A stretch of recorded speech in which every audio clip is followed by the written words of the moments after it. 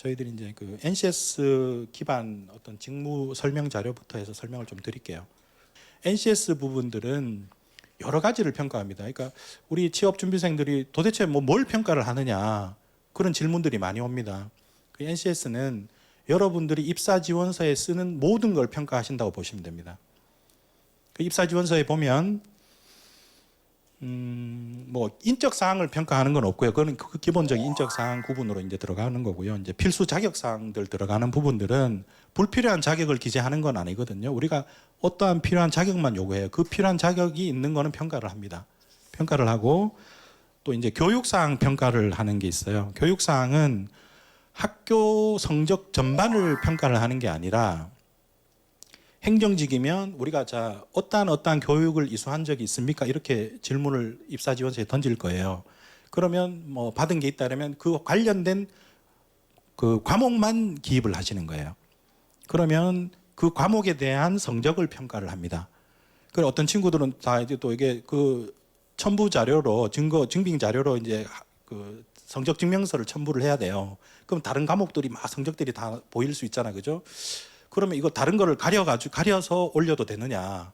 혹시 다른 거 평가할까봐 또 의심을 사는 거예요. 그 저희들은 다른 거 다 가리고 대신에 이게 증명이니까 뭐 지킨 건 있어야 되잖아요, 그죠? 그런 건 가리지 말고 또 본인이 누군지 인적 사항은 또 가리면 안 되잖아요, 그죠? 다른 건 다 가리고 그것만 냅두고 이제 그 올려라. 이제 저희들이 이제 그렇게도 얘기를 합니다. 그러니까 일단은 그 과목만 평가를 합니다. 모든 뭐 평점을 평가를 하는 게 아니라 해당되는 과목, 이수 과목만 성적에 평가를 합니다. 그리고 교육사항 평가가 있고요. 그리고 이제 직업교육사항 평가가 있습니다. 직업교육사항 평가는 저희들이 이제 고용노동부에 그 등록된 교육에 한정해서 평가를 합니다. 이제 그 부분은 이제 고용노동부 홈페이지 가면 그 교육사항들이 다 있을 거예요. 이제 그런 부분들만 평가를 하고요.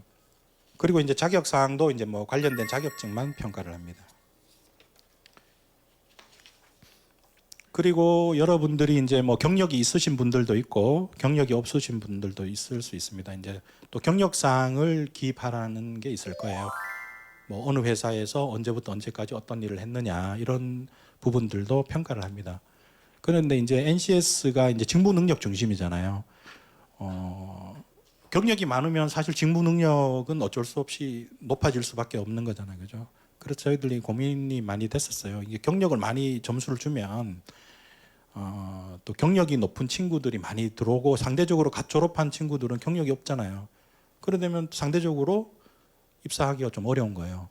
그래서 이제 그런 좀 조절을 좀 많이 했었는데 일단 그래도 경력 사항을 평가를 합니다. 평가를 하는데 그거는 조금 점수를 다는 거에 비해서는 비중을 좀 낮추는 추세입니다.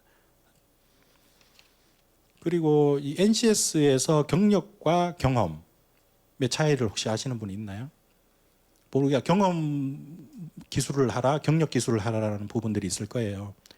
큰 틀에서는 경험은 보수를 받지 않고 한 게 경험이에요. 그리고 아르바이트 했는데 이거 경력입니까? 경험입니까? 이렇게 묻는 친구들이 있어요. 보수를 받잖아요, 그죠? 근데 경력으로 가는 거예요. 그리고 또 군대에서 내가 행정병 뭐 이런 했는데 이걸 뭐 할 수 있냐? 할 수 있습니다. 직무와 관련된 거면 우리가 요구하는 직무와 관련된 거면 군대 경험이든 경력이든 다 기술을 할 수가 있습니다.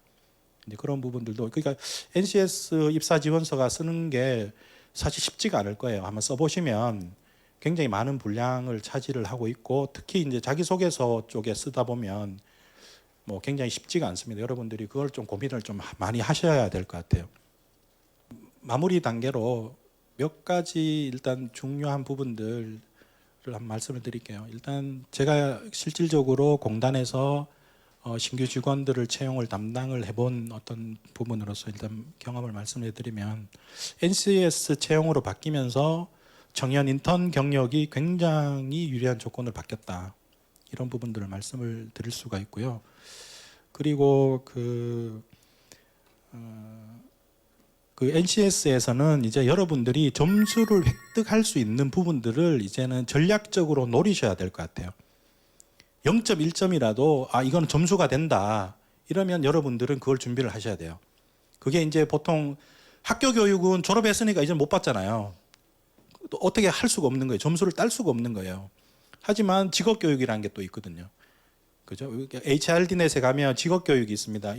이런 곳에서 전략적으로 0.1점이라도 점수를 득할 수 있는 부분들은 여러분들은 노리시고요. 그리고 자격증도 우리 공단에서 요구하는 자격증이 나는 1급까지 1급에서 3급까지 있는데 내가 가진 건 3급이다. 이러면 1급을 딸 수 있도록 노력하시는 거. 일단 이게 다 점수화되는 거거든요. 그래서 저희들은 전체적인 점수를 보면 정말 1점 차이가 어마어마하거든요. 그러다 보니까 인턴 경험했던 친구분들은 굉장히 유리한 조건으로 올라가고요. 또 인턴 했던 거는 우리가 이제 정부 경영 평가를 받기 때문에 인턴을 일정 부분 채용을 해야 돼요. 인턴 경력자들을 채용까지 연결을 해야 되기 때문에 우리가 모자라면 인턴 제한으로 해서 이제 채용을 합니다. 그렇기 때문에 인턴 분들은 어쩔 수 없이 인턴 분들은 입사를 할 수밖에 없어요. 이건 모든 공공기관들은 다 그렇게 적용을 받습니다. 그래서 인턴들 이제 노려보는 것도 굉장히 중요한 것 같고요. 일단은 뭐가 점수가 되는지 입사지원서 제가 아까 전에 얘기했잖아요. 그죠? 모든 입사지원서 작성하는 거는 점수화된다. 어떻게 평가를 하냐, 뭘 평가하느냐가 아니라 입사지원서에 기록되는 거는 다 평가됩니다. 인적 사항 빼놓고는 다 평가가 됩니다. 그게 점수의 차이가 있는 거지. 하지만 그 점수의 차이가 나중에 서열화를 시키면 굉장히 많이 큰 등수의 차이가 납니다. 그렇게 준비를 하시고요. 그리고 저희들 공단이 원래 하반기에 300명 정도 예정되어 있고 행정직 위주로 되어 있습니다. 하반기는. 그리고 내년도에는 한 1200명 정도 채용이 있을 것 같아요. 그리고 향후 몇 년 동안은 한 1000명 이상 정도 계속 채용이 될 것 같아요. 그렇기 때문에 지금 이 건강보험공단에 입사하기는 굉장히 좋은 시기가 아닌가 이렇게 생각이 되고요. 그리고 대다수가 한 번에 입사하는 경우 친구들도 있지만 뭐 두세 번씩 이렇게 하시는 분들이 많습니다.